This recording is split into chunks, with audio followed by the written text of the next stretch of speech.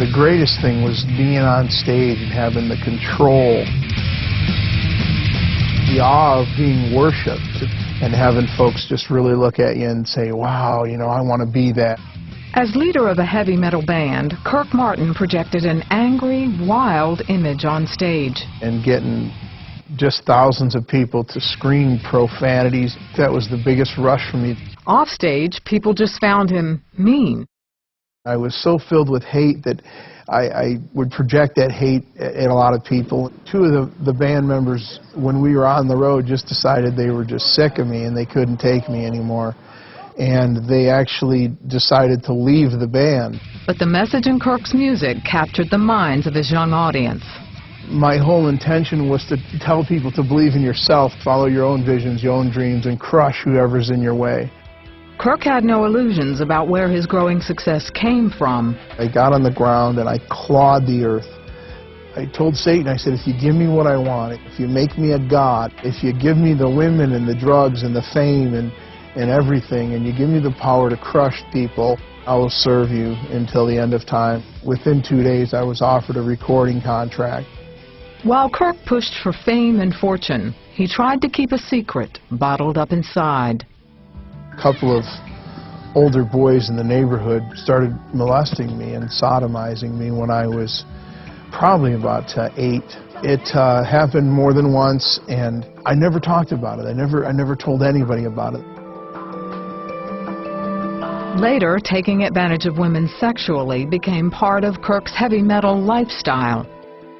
The worst part about my molestation was the fact that I, in turn, went out and violated others. Then, just as he was about to sign the record deal for which he'd sold his soul, he had an encounter with a mysterious stranger.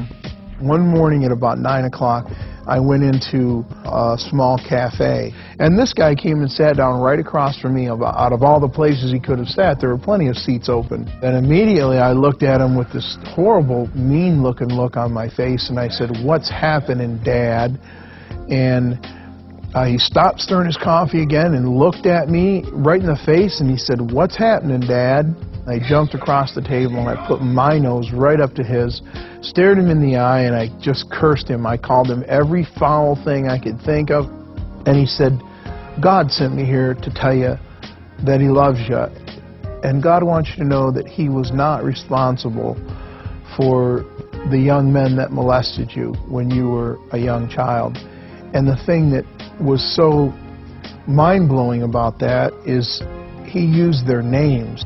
And he said, "Jesus is waiting for you to turn your face towards home." And I jumped up and chased after him, and he went around the corner of the building, and into thin air he disappeared. Not long after that, Kirk was sleeping in his band's tour bus when it shook violently in the middle of the night. Suddenly, it was like this big, shining spotlight came down from heaven, and the Spirit of God Himself came into the bus. And I didn't know why I hated God so much. Everything just slipped away, and the only thing I felt was love. I felt accepted. I felt like I was that little boy again before I got molested. I said, "Jesus, change me or destroy me, because I don't want to be this anymore." I realize now that in the presence of God, sin and hate and ugliness there's no room for it. It has to leave, and all these things began to leave my heart. Kirk cried himself to sleep, and when he woke up the next morning, everything seemed different. The grass was greener, the sky was fluffier, the clouds were beautiful, and I was different. Kirk never signed the contract for the heavy metal record deal. I had everything in my hand, everything I'd ever wanted, just sitting right there, and all of a sudden I didn't want it anymore. And I left everything and never went back. Kirk found a church in his hometown and began to grow as a Christian.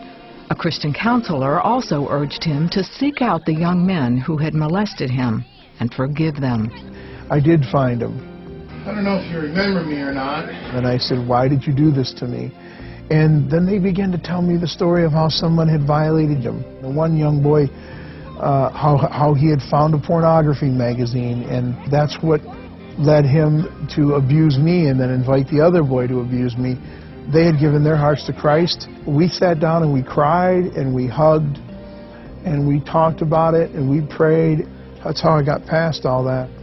Over time, he found his musical talent moving in a new direction, writing and performing worship songs. He and his family travel around the country sharing the miracle that changed Kirk's life. My wife is just a treasure.